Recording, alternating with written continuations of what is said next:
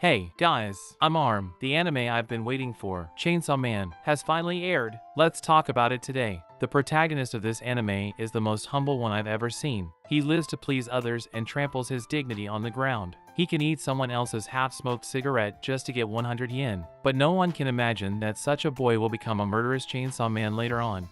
The story begins with our protagonist, Denji, waking up in his dirty and cramped hut. He lives in a world full of devils. He walks out of the hut and says to himself that he has sold his right eye for 300,000 yen, his kidney for 1,200,000 and one of his testicles for 100,000. Now there is still 38,040,000 yen left to pay back. When the chainsaw devil Pachita, who looks like a puppy, shows a fierce expression next to him, Denji knows he's at his destination. He picks up Pachita and pulls its switch-like tail, observing the tomato devil in the shadows. Killing a devil can bring him 300,000 yen, which relieves a lot of his pressure.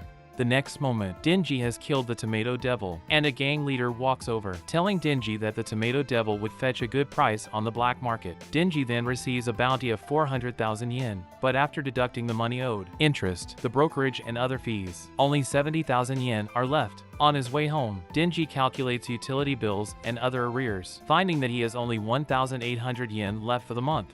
At a short distance, a gangster boy in the car asks his leader why he hired such a brat as a devil hunter. The gang leader reveals that it is because Denji never defies orders. In order to verify the gang leader's words, the gangster boy drives up and provokes Denji that as long as Denji eats the cigarette in his hand, he will give Denji 100 yen. Unexpectedly, Denji shows a face of excitement and eats the cigarette. The gangster boy, on the other hand, throws out the crumpled change he had on him with a scornful smile. When they drive away, Denji takes out the cigarette from his mouth and touches Pachita, happily expressing that they get the meals for 3 days. Just then, we are brought to Denji's past. His parents passed away when he was little, leaving him with a large debt. The gang leader threatened Denji that if he could not pay back 700,000 yen tomorrow, he would be sold in pieces. Just when Denji was in desperation, an injured devil puppy in the corner beside took him by surprise. Denji heard that the devil could be recovered by drinking human blood, so he allowed the devil puppy to suck his blood. But Denji said that his blood was not given for free.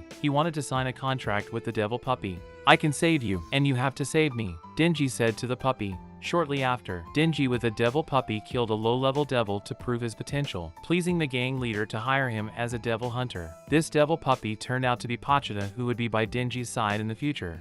Denji's past ends here. Right now he lies on the bed, starving. He hopes to live like a normal person, to have jam-smeared bread with Pachita, play video games with his beloved girl, and hold her to sleep. Suddenly, he spits out a mouthful of blood, which reminds him that his mom spat blood to death out of a heart attack. A knock on the door brings the voice of the gang leader. "Devil's coming. Time to move." Denji thinks he is going to have a fierce fight the devil again, but the gang leader takes him to an unoccupied warehouse. The next moment, a man from behind pokes through Denji's body with a knife. It turns out that the gang leader signed a contract with a devil to gain power and make more money, and has become a zombie devil. The devil wants to kill devil hunters he hates the most, and Denji is his first target. With a vast number of zombies surrounding Denji, his body gets torn into pieces. When we see Denji again, he has been thrown into a dumpster. As the blood from his body drops into Pachita's mouth, a memory emerges. Denji knew he would die sooner or later in the fight with the devils, and Pachita was the only one he was concerned about. He heard that demons could occupy the bodies of the dead, and if Pachita had this ability, he was willing to give his body to Pachita after his death so that Pachita can live a normal life and die like an ordinary person.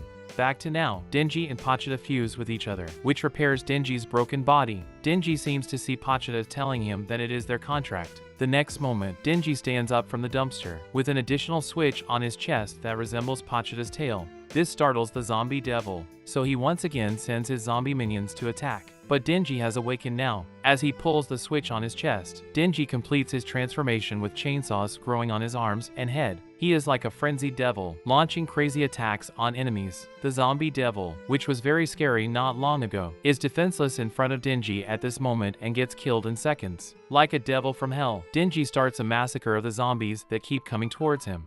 After that, a pink-haired girl comes to the scene with 2 henchmen. When she sees Denji covered in blood, she is not scared at all. Instead, she embraces exhausted Denji. The next moment, Denji regains his human appearance. The girl reveals that she's a devil hunter of the Public Safety Division, and there are 2 options for Denji. One is to be killed as a devil, and the other is to accept her adoption, by which she will provide him with delicious meals. When Denji hears that the food includes bread smeared with jam, he slowly says, "Fantastic."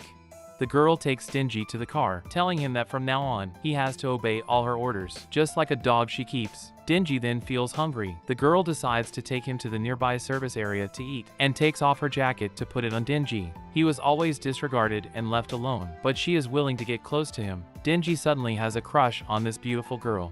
In the service area, Dingy orders a bowl of udon noodles.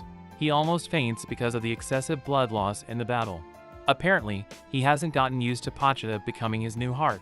The girl tells Dingy that his body contains both sense of human and devil.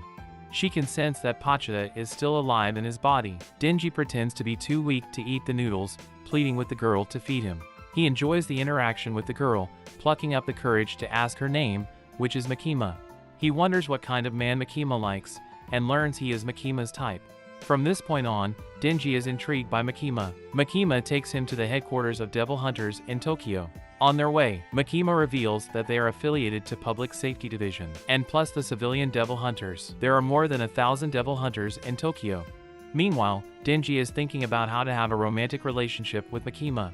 When they arrived at the office, Makima gives Dingy a set of uniform and arranges for Aki to be Dingy's partner. Aki will help Dingy to be familiar with their work. However, Aki takes Dingy to a corner and beats him up.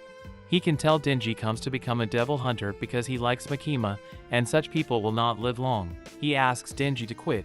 Unexpectedly, Dingy gives him a counterattack.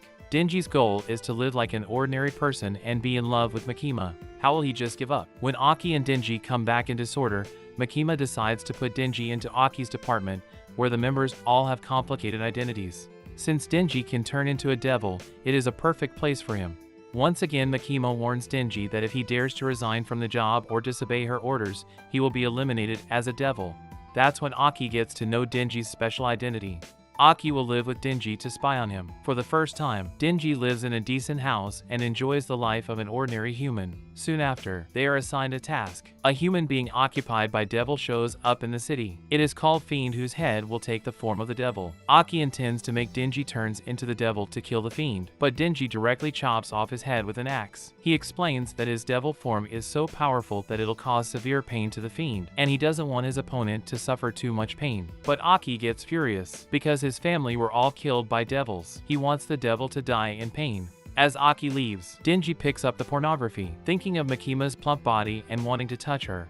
It turns out Dingy just didn't want to ruin the pornography on the ground. After that, Dingy is assigned a new task by Makima. He and another female colleague, Power, are arranged to hunt for devils in the city. Though a blood fiend, Power has independent consciousness, and thus got to be Makima's subordinate. The moment Dingy sees Power's ample body, he takes the task without hesitation. There are 2 red horns protruding from Power's head. Therefore, they can only patrol in less crowded places to avoid attracting attention. Power is a pretty girl, but with a crazy personality. As she smells the scent of the devil, she rushes to it and crushes the devil with a huge hammer. She then bursts into maniacal laughter, which shocks Dingy aside. That brings the end of this episode. Dingy was determined to live like a normal person, but happened to become a devil hunter surrounded by a variety of strange colleagues. I wonder what kind of devils Dingy will encounter next and how his next adventure will be like. I can't wait for the next episode to be released. As you can tell, I really like this anime. What about you? If you also like it, please leave a comment below. Well, that's all about today's video, and don't forget to subscribe to my channel. I'll see you in my next video.